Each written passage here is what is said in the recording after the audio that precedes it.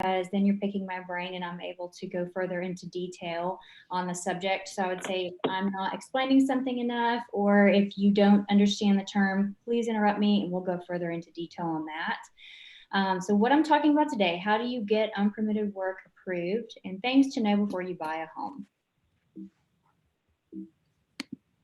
Okay. So a little bit about me. I'm the owner and founder of Keepers Land Planning and have a master's, as Celeste pointed out. I am grateful for the opportunity to be here in front of you women and talk to some just badass women, if you pardon my French. But I do have a master's and a bachelor's in international missiology. I am a member of the ULI Local Housing Council and a member of NARI as well. A little bit about the company. We love working with good people. We focus on building long-term relationships with builders, realtors, and landowners. And just to mention that the proceeds that I'm going to get, $50 of the presentation will go to Green Doors, because I love supporting nonprofits and I love that this organization also does the same. We have over 10 years of experience as a full service permit expediting company and land planning company. We are based in Austin, Texas. We have clients all over Texas and the US within the commercial and residential development industry. And we have successfully become a working support for Realty Austin and their clients. Our goal is to help you make your dreams a reality, make the nightmares go away, depending on what side you're looking at. But for unpermitted work, sometimes they're seen as nightmares. We do provide consultations, which I will mention at the very end. And one of my employees will be putting a 15-minute quick connect link on the chat. That way, if you guys want to have a conversation with me, you can just book a freebie with me and pick my brain at some point. If you have questions or need help with a certain property and you just want to maybe get a little bit more advice on that, I'm happy to help you with that. Essentially, we become the developer with the client's dream in mind. We can get the design and permit process done for the client for minimal costs. So we love helping our clients do that. So today's agenda, buying a home, and so what do you need to look for in buying a home? How does the city of Austin find unpermitted work? How to get unpermitted work developed and development passed in Austin? Deed restrictions, how do you look at those? What should you point out on those? What could stand in your way of your development? And how to subdivide lots to dissolve a condo regime, which some of you asked about. And then next steps and Q&A. I want to leave time for Q&A. So things to know before buying a home. And a lot of these we review with the consultations, but I wanted to go over these to things that you need to be aware of real quick. So unpermitted work, the city really does hone in on this, and they find this. I don't know how. Well, I'm going to show you some tricks to it, but sometimes it's even hard for us to find. Expired permits. It depends on if they're with trades or not, but it's something that I'm going to show you where to find those and how to look the status up. And it really depends on what kind of a expired permit it is, on how you deal with getting it withdrawn or getting it taken care of completely. Survey accuracy. When you're going to buy a home and you've got your title survey done, sometimes those surveys don't have all of the public utility easements labeled properly. And it's one of our case studies today that we're going to go over, and it can become a huge issue because it will stand in your way of development. Deed restrictions, where we have a couple case studies about deed restrictions and how they can affect your development and what you're trying to do with the property. And floodplain. Can you develop in the floodplain? Yes, you can. But is it difficult? Yes, it is. There are ways around it, but that's something that we can help with. But it's also something to be aware of. And what is Atlas 14 and how does that affect your property? What are the exceptions of building in the floodplain? We've gone over that, but that's something to be aware of and to note and to verify before you buy a property. Public utility easements. We have another case study where We've done several public utility easement vacations, and we're going to go over one specifically where the client did not even know about it because it wasn't labeled properly on the survey. So that's kind of a sneak peek, but it's an important one. Building lines. A lot of the times you'll see these older neighborhoods in the city of Austin, and you have building lines that are inappropriately put so close to where the house was actually built that there's no way to add an additional 500 square feet to the property. It can be an issue. Additional overlays, especially in the city of Austin. You have got additional overlays that can really affect the height, like how high you can build the property. For instance, there's the Capitol Corridor view, if you're familiar with that one. But the Capitol Corridor view can really determine and state that you can only build up to 20 feet in height, which will really, even for a second story home, that will just squash your plans as far as for a developer or just a personal home. Erosion hazard zone. There are so many older properties in Austin that have creeks running through the backyard. And when you do that, when you have creeks running in your backyard, that should be a sign of, is this property in the floodplain? How do I check into that farther? And then also, is it in the erosion hazard zone? If it's in the erosion hazard zone, that can become an issue, and it could require additional reports, such as the erosion hazard zone study. And we've come across that in our time. And then the land status determination. We have another case study about that. We've got a lot of material to cover, but that has to do with if that piece of property was never platted properly before it was annexed into the city of Austin, the city may require you to go through a land status determination. And I'll show you an example of that in a minute.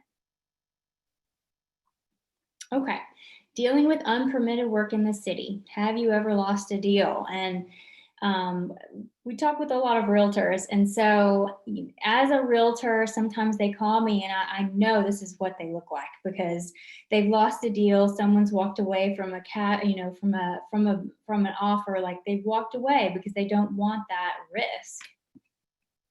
Why would they not want the risk? Why get unpermitted work permitted? Why go through the hassle, spend the money and the time? So here's a few reasons. Number one, you can actually put more money in your own pocket, sell the property for a higher rate. The homeowner is responsible for the unpermitted work. There are penalties if you do not, clearly. Homeowners' policies may not cover unpermitted work because it's just how it is. Neighbors can call 311 and file a formal complaint. So know your neighbors. If you're buying a property, get to know them beforehand even. That's a big one. On average, we can get about 40,000 added to the sale. And I've got a case study of that example in just a minute. Things that we're going to look for today. How does the city find unpermitted work? And we're going to go to the Amanda website and look through some permit history. We're also going to look through the property profile Austin GIS website as well. So let's get started talking about some case studies. So this is one of our clients. We had a builder come to us at 3902 Galacia. The owner, this is a picture of the property. They had gone through, and I'm going to switch back and forth between the slides, but the situation was this. Pro Builder was a remodel company, had a hard time with the permit. They had gone through revisions several times with the city of Austin, and they could not get through, they could not pass through that residential reviewer.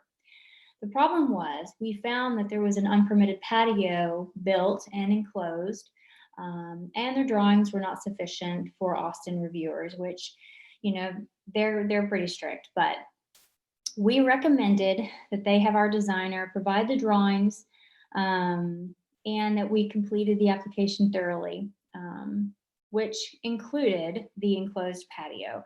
And I'm going to switch back and forth. So I'm going to stop sharing so that I can share my map. So just a second, bear with me.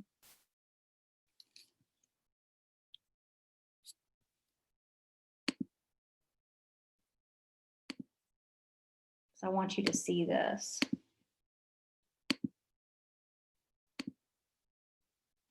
Okay. So So this is, let's see, this is Galacia. This is the history of their permits on Amanda. I went ahead and pulled it up. And you can see here, this was their interior remodel, kitchen remodel, which is what they originally applied for. And it was withdrawn and rejected because in that master comment report, they basically said you need to fill out the additional application for the addition because of that patio that needed to be retroactively permitted properly. So then we filled that out and it was approved. Now let me switch to the map. I want to show you the patio. Now a lot of times you can't see if it's unpermitted, but sometimes you can on the aerial, and sometimes the city of Austin uses this. But they will go in here, and this is a picture of 3902 Galacia in 1997. And you see they still had this bump out, and that at this point was not enclosed, it was just an open patio. And there's no actual decking or patio here. Well, fast forward to 2014 when they did another, and I'm going to switch to the Amanda so you can see. In 2014, they replaced windows. So when they did that, that's when they did the remodel, and the city of Austin knew this. Switch it back to the right screen here.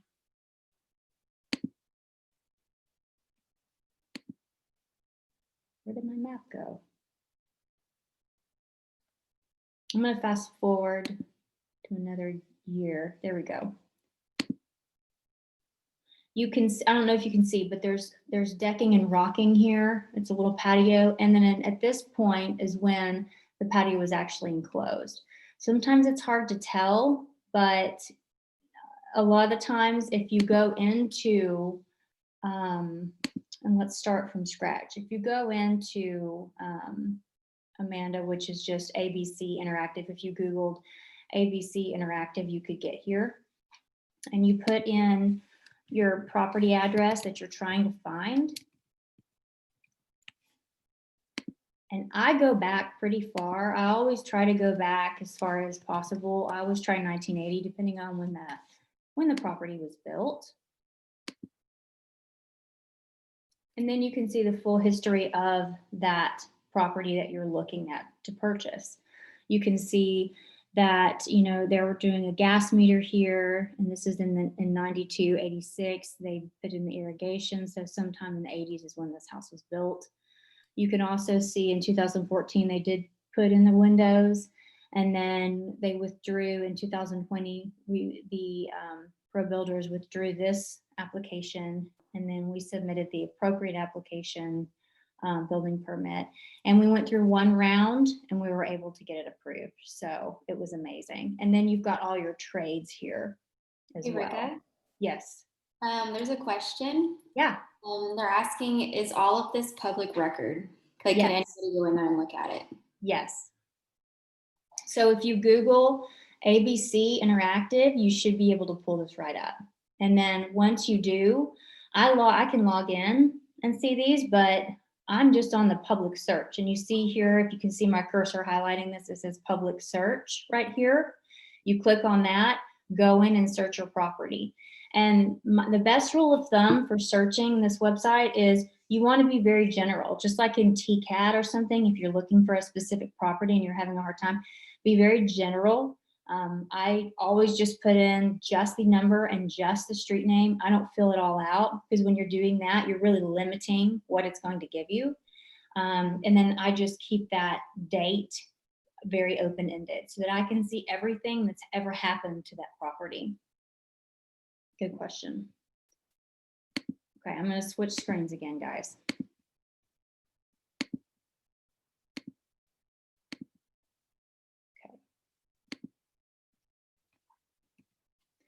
So the takeaways from this, we were able to resubmit to the city of Austin. They accepted us after the first review, which is amazing. Sometimes that happens, sometimes it does not. And now we have a long-term client where we do their permits. So it's a fit for everybody. It's a win for everybody. We'll move on to our next case study. I'm very excited about this case study. We worked on this property for a while. 6625 Dogwood Creek, unpermitted work. And this is a beautiful property. It is a gorgeous property, as you can see. Okay, the situation. I have to move my screen, I apologize. Situation, the realtor calls me frantic. It's literally a Friday afternoon and she is freaking out. The owner just lost a cash offer on a home worth $1.56 million due to unpermitted work. Now, this is not usually typical, but this is truly what happened. This remodel was extensive. It was $500,000 in remodel. The timeline was the owner's main concern. They wanted to see, how quickly we could get this permitted and get through, because, buyers are going to walk away when they see such an extensive remodel not permitted. So the owner did hire us. We did let them know, look, it'll take us about a month. We've got to get our designer in there to check the drawings, make sure they're accurate. They were not in this case, so our designer redrew it. So we found out after having, I digress. We find out after having our designer redraw the floor plan, including the existing and proposed drawings. All trades were involved in the remodel company, which is not typical. Usually you may have one trade, but not all of them. The remodel company did not complete the work to the 2015 IRC code for grandfathered in items. And basically it was because it was the owner's choice, as he was trying to save money. He ended up losing more time and money in the long run. The inspections took longer because they had to go in and fix several things. Inspections are going to take longer if we have to go back and fix things because they weren't done to code, clearly. The solution, we did go through the design, permitting, worked with a realtor and the builder to schedule the inspections properly. The owner was living in California. He had moved there after putting the house on the market. And so he wasn't even available. So the realtor and I worked closely together. I would call in the inspections. She would work with the trades and the project manager, the remodel company that did the work. And we got it through. They got their CO today. So, and the house closed today. So we're very excited about this. We're glad to help out. I probably spent an extra 7 to 10 hours working with the realtor on this, but she works with Realty Austin, and we want to make sure we keep our clients happy and we do the right thing. Ricca, can you elaborate on what the trades are? Oh, yes, of course. So the trades are your mechanical, your electric, your plumbing. I'm missing one.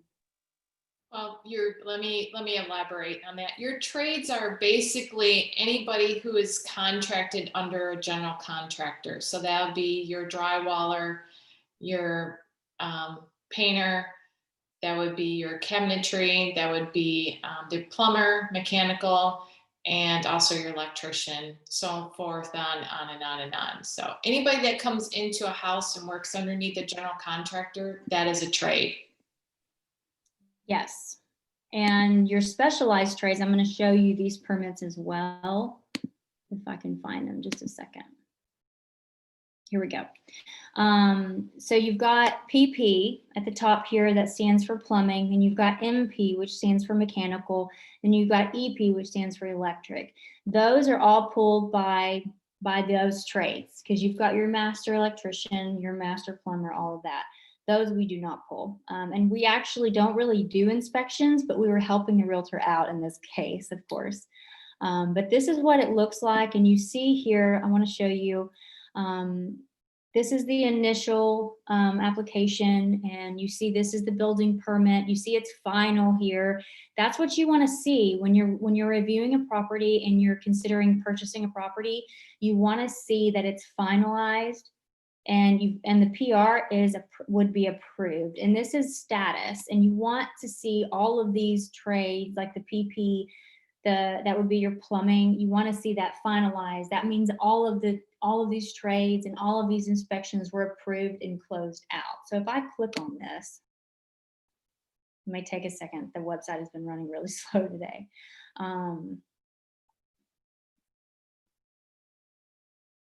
You can see today, November 12th, The issue date was October 14th and application date.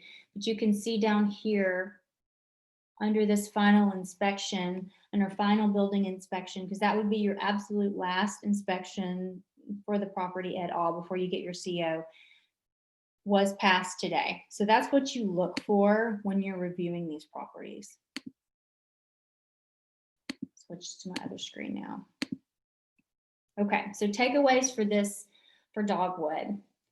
So we want to learn from other individuals' mistakes. If you think you will save time and money if bypassing permitting and inspections, it will end up costing more money in the long run and more time. This owner ended up holding this property for a few more months. We did get through permitting in a month, but then the inspection process took more time because of the unpermitted work. Permit reviewers and inspectors keep builders accountable. In this case, well, in every case, you want the inspectors to come and inspect, because those builders and those contractors, you don't know the kind of work they're going to do. You can trust their word, but the inspectors use the 2015 IRC code, and it is for safety and compliance. And you want to always, if you're working with a general contractor, no matter how many years you've worked with them, especially if it will require a permit, you want to ask for proof of that permit, because you just don't know. We've had realtors come to us and had work done on their personal home, and they trusted when their contractor said, yes, I'm pulling permits, and come to find out they did not pull the permit. But you can also look it up yourself just through the Amanda system, as I've been showing you. Any questions? Let me know. Okay, our next case study is 4914 Avenue H, and we're going to talk about a land status determination on this one. Situation: the owner hired a remodeling company, a great remodeling company, that is having a hard time getting through permitting, so they can't remodel the home. The property was purchased with unpermitted work, and once the property changes ownerships, the liability changes to that owner. In addition to that, the property was not legally platted, so it's considered an illegal lot. So what do you do in that case? If you get comments back from the city and it's talking about an illegal lot, and you're, go through a land status determination, what in the world is that? What is this? So we recommended they work with us, KLP. We just completed the land status determination, turned it in, completed the correct permits and the demo permit. In this case, we had to completely do a whole nother application because they did fill out the wrong application. I'm going to show you an example. Well, first, this is the survey. This property is smaller than a legal lot. The common legal lot in the city of Austin is 5,750 square feet. And it's not in the small lot amnesty zone. And the small lot amnesty zone, for specific areas in the city where smaller lots are more common, like on 14th and a half Street, they created this small lot amnesty zone so that the lot is still usable and you can still develop on the lot. But those typical properties are around 28 to 3,500 square feet. And this one is, I believe it's 2,800 square feet. So it is very small. And you can see it's made up of multiple lots.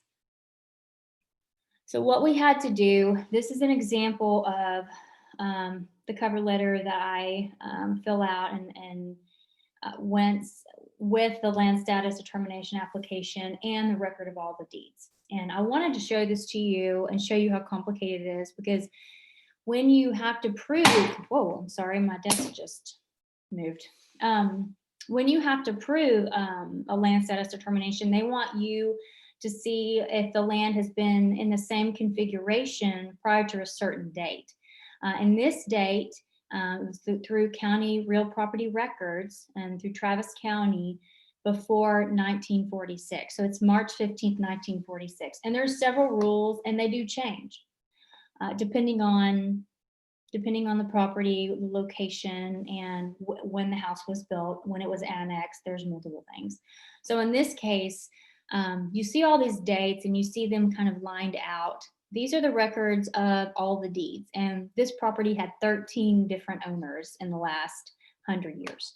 So we located the deeds and put them all together in a nice packet, but that's what you do in a land status determination is you prove that.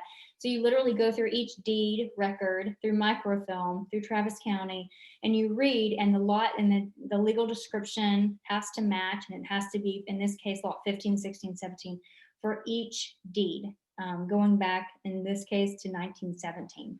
So, and I won't get into the history of this property, but it was really interesting. There was a Question. yeah.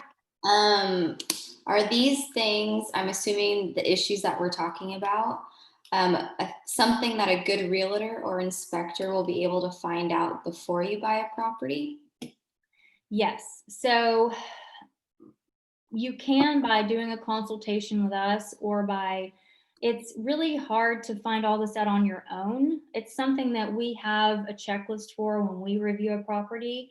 And we look and see, when is the plat date? What does the deed say? When was it annexed? We go through quite a list of number of things so that it prevents that client from, if we need to tell the client walk away from the property, we will. Or if there's a way to get it in better standing with the city, we'll do that as well. But if it's not a good fit for the client, we do that. We let you know upfront in all honesty. But these things are more complicated. The land status determination, it is more complicated, and would be really hard for just a realtor to train to learn how to do that on their own. Hopefully that answers y'all's question. Good question though. So the takeaways for 4914 Avenue H, we want to learn from others. The unpermitted work, always want to check for unpermitted work. It will end up costing more money, as we've talked about. Land status determination, you want to hire a professional who understands the code behind the process. And what do I mean by that? You can know how to fill out the application. You can understand how to process the actual permit or know what to do there. But if you don't understand the code or the reasoning why the city is doing what they're doing, you can't keep them accountable. And in this case, I did receive a rejection from the city after I did all of that work yesterday from the city of Austin. And the reason I did was because they were saying that the lot size basically did not allow for this to be a legal lot, which is completely untrue. And I know that because I know the code and I know the law behind it. So then I was able to correct him respectfully and say, Joey, this is, the lot size has nothing to do with the land status determination. It has everything to do with, has it been in this same configuration prior to 1946? And I did receive an email back this afternoon saying, you know what, I did verify with my manager, you are correct. We will process the application and approve it. So it's good to know that you have a permitter or someone that actually knows what they're talking about and knows the code. It makes a difference. So I would definitely say just make sure your people are able to do that. And we have another long-term client out of that, because Alchemy Builders will be using us as well for their permits. It's easier. It's just easier. It saves time. Their job is to remodel a home and make it beautiful. Okay. I actually really like this case study. It's another really good example of unpermitted work. A307 Los Ranchos in the city of Austin. Situation, the owner wanted to sell their home with improvements, but they needed help with the city of Austin to include the addition. The owners added the patio and closed it, and pushed them over the 45% impervious coverage mark by 200 square feet. So, which basically means that they were breaking the law by 2%. So their impervious coverage was 47%. So we had our designer go out there. After reviewing the site and the floor plan design, we recommended they demo some of the deck, but leave it open as well, and keep the sunroom. They had to build stairs to remove the decking, but they were able to do that, and the city did approve that, because we had to go through permitting for that. And this is a survey of it. It's a little kind of misshapen, but if you see here this dotted line in the back of the property, and you see the deck that they did keep, 8 by 8, I believe that says, This dotted line, they did demo all of that decking, which put them underneath that 2% mark. So they were right at 45%. So before you purchase a home, please have a land planner or permitter or consultant review the property to prevent these issues from happening, because he was not able to sell the property until we were able to get it done for him. So, but we were able to get it done. And in this case, this is the client that he was able to add additional money in his pocket by increasing the value of the home, because he could claim that sunroom. So it's good. I wanted to give you a case study about a public utility easement next. 3813 Avenue H, Austin. In Austin, Texas. We've got a couple case studies in the Avenue H. So this is a realtor named Jen. She knows her stuff. This is the title survey that she received before she purchased the property. And she knows her stuff well, but on this survey, it does not label in the very back of the property. You see the garage here in the back. It doesn't label a utility easement back here at all. And there is a very clear utility easement. So the owner, who is a realtor and understands a lot about residential development, she does a lot of residential development on her own, realized after purchasing that there was a public utility easement. And she was watching one of our trainings about public utility easements, and thought, oh my gosh, I wonder if I have one back here, because it's really gonna determine if I'm able to do anything with this garage. Well, the PUE that encroached on the shed in the backyard did prevent her from building a garage apartment above that garage. So we know the problem. It was never disclosed. Solution, we recommended they get a public utility easement partially vacated. And those are items that we do a lot of, and it's commonplace. We are in the process of getting it done. Austin Electric did come back on this one, and we've never had pushback on these before. So I wanted to share this as a good example. So her property right here on 3813, you see the primary, this white circle right behind the garage here. That's called a primary pole, and you can't have any setback. There's not enough setback or height allowing her to build an additional story on where the garage is now. But on this other side where this pink dot is, that's a secondary line. They're going to move that. The compromise is they're going to move that out of the way and put that underground for her. So the takeaways for this: hire a professional to verify if the property is developable. For this case, like I was saying, a primary pole does require a larger setback, and it would have restricted her doing that second story. So the garage will be moved to the north rear corner to allow, let me go back one to show you, to allow for a second story. So instead of being on the south corner here, they're literally just going to move it to the north rear corner. So she can do what she wants. She can build the second story. She can add on to it if she wanted to. And we'll find a compromise with the city of Austin to partially vacate that lot, or partially vacate that easement in the back, so that she can do what she wants, but there's still enough protection for Austin Electric to have enough setbacks for their poles, because that primary poles actually provide service to all the surrounding lots around her. So it's not going anywhere. But the owner would have gone through permitting, and then the city of Austin, and they still would have required her to move that building. So it's good that she's finding all this out now versus down the road after she's spent time designing it, working with her architect to get all of this done, and then finding out, well, now we need to change some things in the design and spend more money and more time. And what we found in the city of Austin, especially as a planner, they're really easy to work with if you know the code and you know how to talk to them, and you don't expect them to educate you on it, but they know what they're talking about, and you know what you're talking about. So we get answers pretty quickly in the city. We're lucky that way. Deed restrictions. This is an interesting case, 2103 Malden Place. This is our building line issue. It's in a cul-de-sac, by the way, if you can't tell that. So it makes it a little bit more tricky. So the owner wants to build an addition to their home, but did not know where to begin, how to begin. So they set up a consultation with us. We reviewed the property. What we found was the property was platted with a building line limiting where the property can be built on. I'll show you an example in just a second. They did complete a consultation so we could review the property as stated. We found in the deed restrictions, let me show you first. So this is kind of misshapen, but bear with me.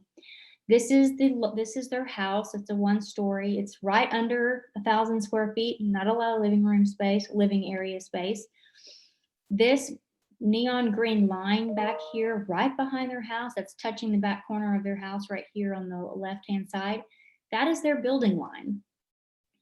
And building lines, the city of Austin and jurisdictions, they don't really care much about building lines, but what you'll find is in your deed restrictions, they will come into play. And if you have a neighbor that, for instance, if it said in your deed restrictions, you can't build in a secondary unit, you can only have one unit. I'm sure some of you have probably seen that, especially down south off of like Catalina Drive, really south of Austin.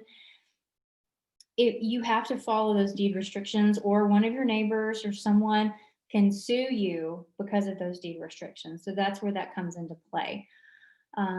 This building line, if you see it, gives you a volume number, page number, and then it says DRT-CT. That's a deed restriction. That means there's an exception. That means that's where that building line is. In this case, they basically have this plat, and in the deed restriction, I don't know if you can see it handwritten up here, 4 restrictions. See volume 1913, which means it was written in 1913.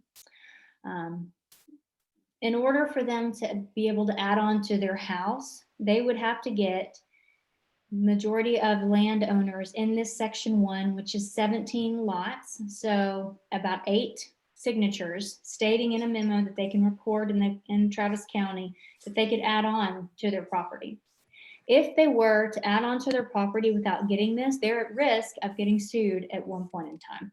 Would that ever happen? I'm not sure. Maybe not ever, but they're running that risk. And this was a consultation we did, I think 2 months ago.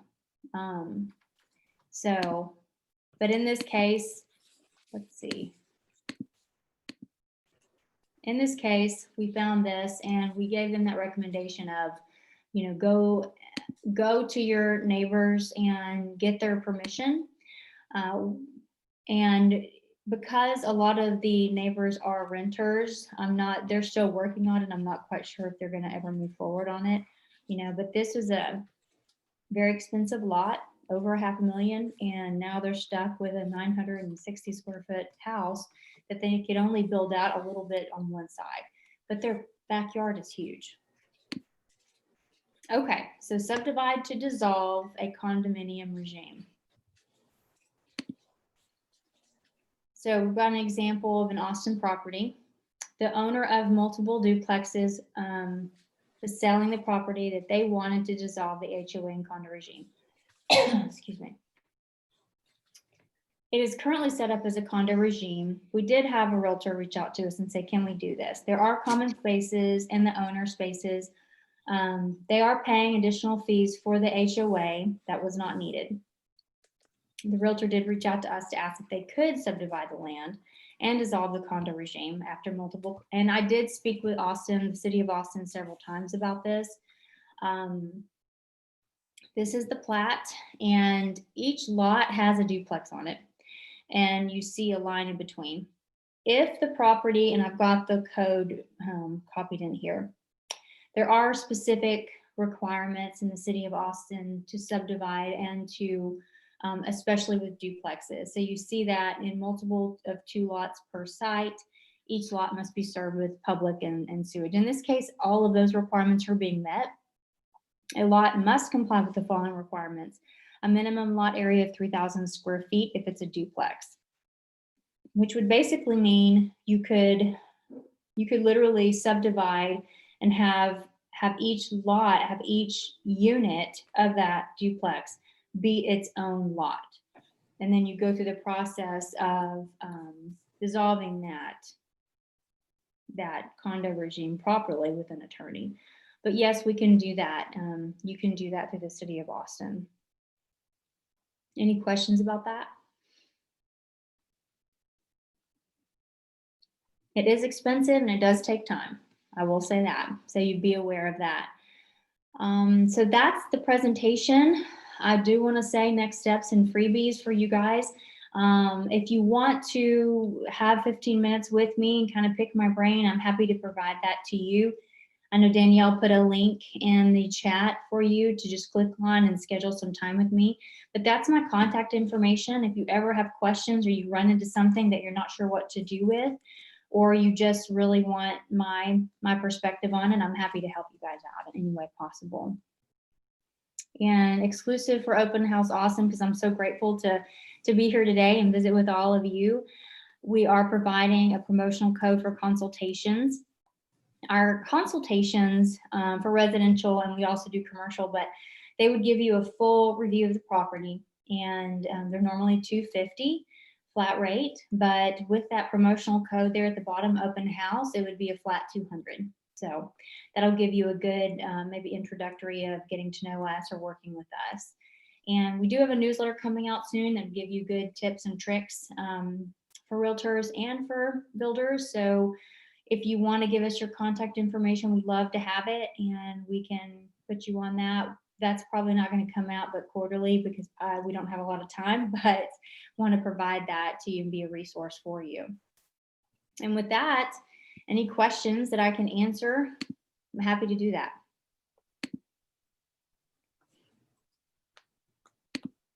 Yeah, you don't have to write it in the chat. You can just ask her. Yeah.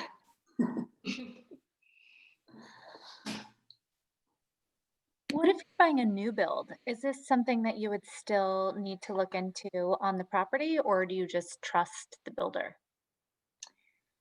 Well, that's definitely up to you, but I'm one to do my research, and we get a lot of vacant land as well. So we've done consultations in Buda and Cedar Creek and Gerald, and it's more about what can you do with the property, how many units can you put on the property.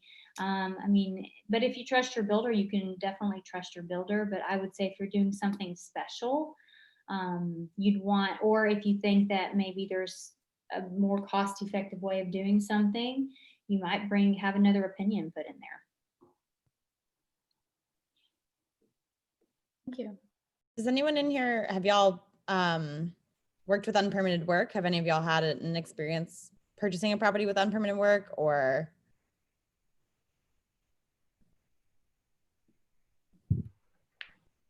Maybe not? I have not, but I have a question kind of related to that. This is Brianna, and I joined a little late, sorry, but I think this stuff is fascinating. But I've heard like some people advise, including builders, oh, get a little coding, draw it this way, have your inspection done, and then add that one little thing, to like get around stuff. But sort of, I mean, based on everything you said, it sounds like that can kind of like back you into a corner when you go to sell, because you'll end up with that, like the permit won't match what you actually did. Is that right?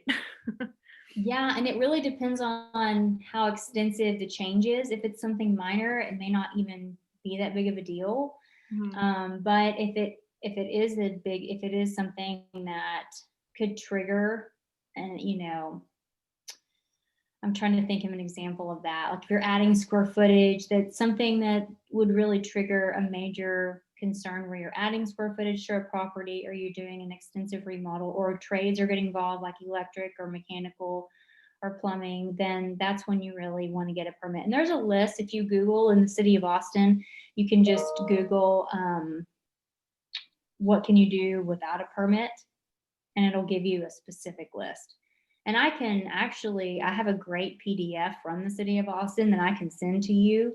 If you want to just reach out to me or give me your email in the chat, I'll send it to you. It's a good, I love it. It's a good document. I didn't even realize there was anything you could do without a permit, but that's great. Yeah, there's a whole list. Can you send that PDF to the whole group? Yeah. Yeah, if y'all, I'll get it from her and include it in the email tomorrow. Okay. Oh, I have a question. So the ABC Austin, Texas, is that for the Austin address? Yes, that's for city of Austin. Okay, just the city of Austin. Okay. Yeah.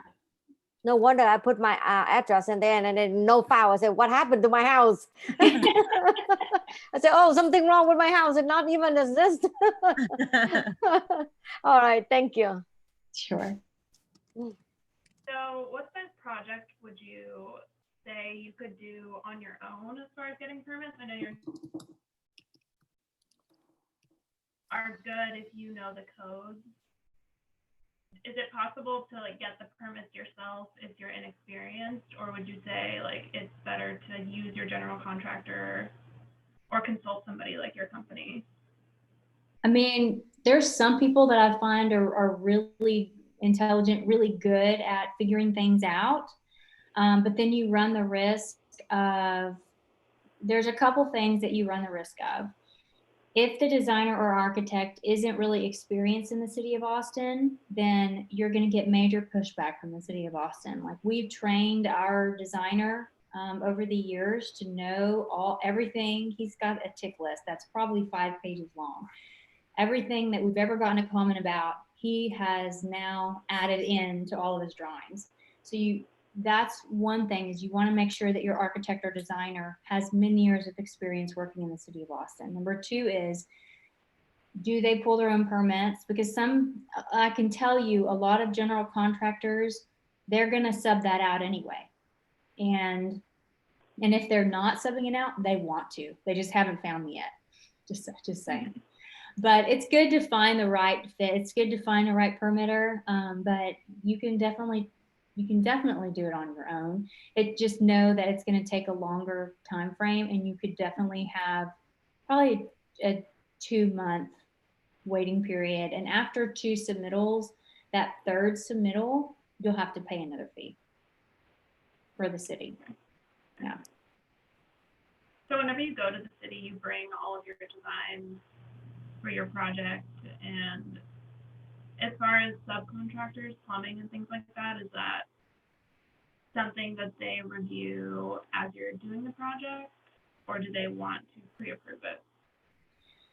So after you get your building permit, let's say for this situation, it's a completely new construction, like new home, because we have a lot of builders that's their specialty that we work with.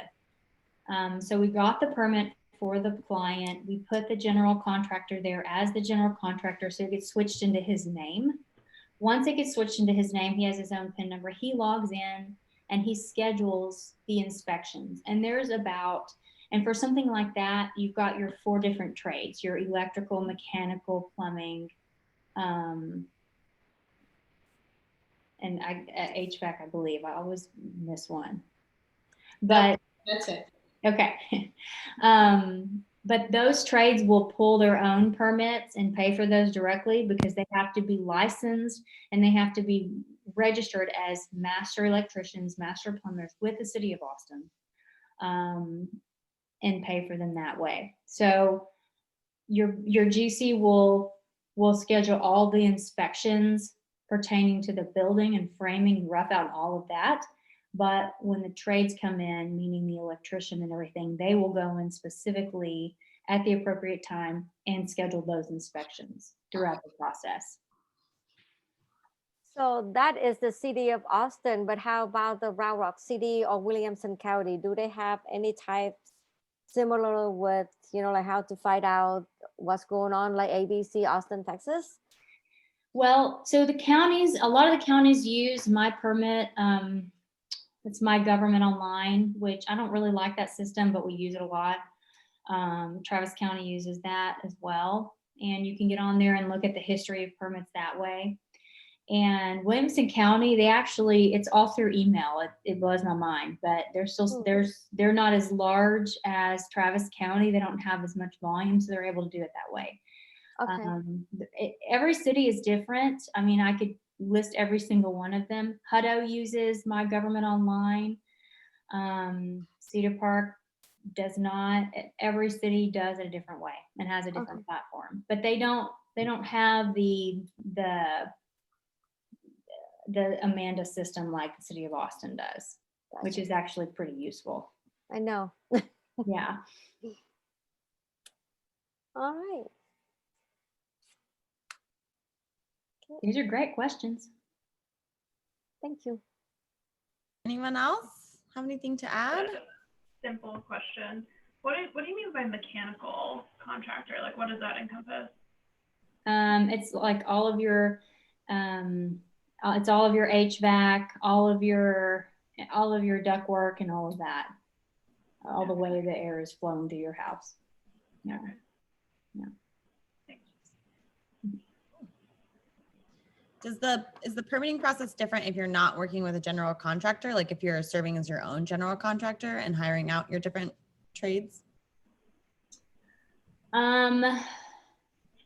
Yes. I mean, it's definitely going to be harder because the general contractor actually knows the process of what's next in the inspection process. And we actually had someone reached out to me the other day and said, I'm doing an ADU for my friend and I'm doing this on my own, and wanted me to help them. But I said, look, I can look at it and you can call the inspector, but the inspector's not working with them because they're used to this, right? The people that they don't know how to build a home and they're learning as they go kind of thing. I would say you'd want to at least hire someone, at least an experienced builder, to help you through the inspection process, or do some research on that before you start that process, because that can be pretty daunting because inspectors are overworked and underpaid as it is. Sometimes they're doing 20 houses a day.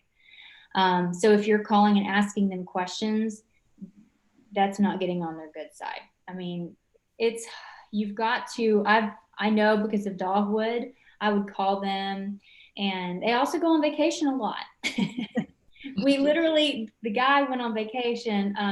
Deanne was the inspector. She went on vacation because of yesterday being a holiday for the rest of the week. So her manager had to step in and do the actual inspection. So I'm calling him at 8 o'clock in the morning going, hi, so nice to talk to you. Hope you're having a wonderful morning, because he was like, yes, what? Because that's typical, people call and go, what do I schedule? I don't know, So I would say get educated before you go that route, because you'll find that it'll save a lot of time and a lot of your own energy, because that can be very stressful if you don't know the process.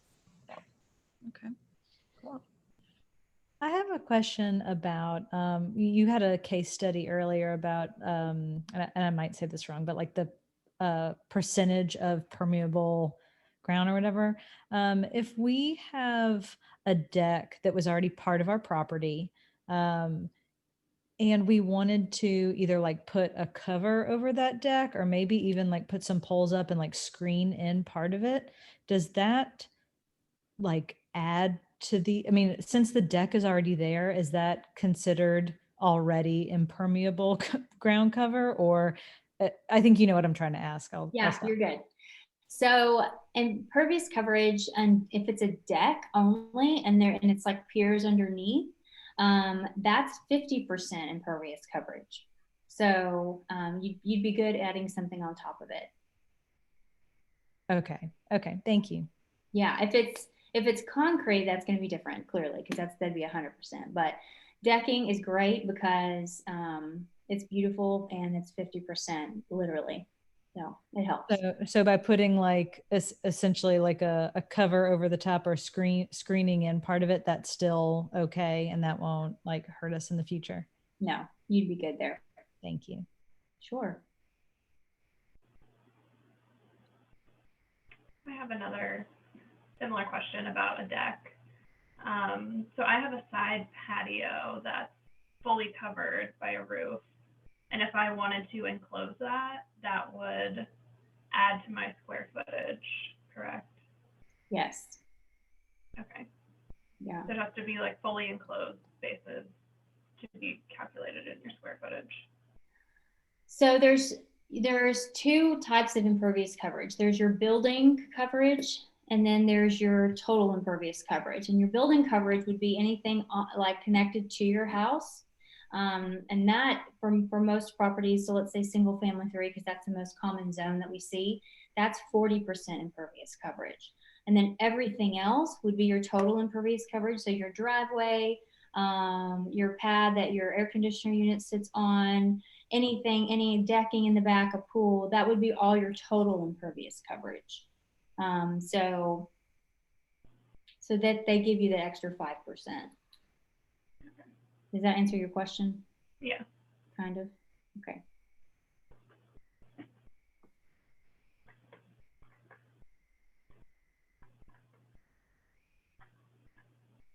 Anyone else?